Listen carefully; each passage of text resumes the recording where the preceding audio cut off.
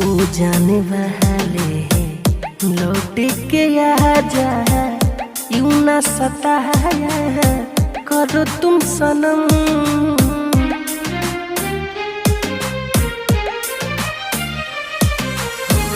परछाई तेरी करती है पीछा, आ जाओ करीब मेरे हमदम। सांस की डोर मेरी तुमसे बंधी है, सांस की डोर मेरी तुमसे बंधी है। अब ना तोड़ो इसको सनम।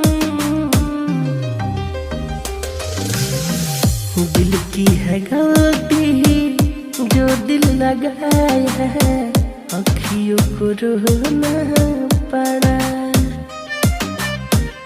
इश्क में हम बदनाम हुए हैं, सब कुछ खोना पड़ा।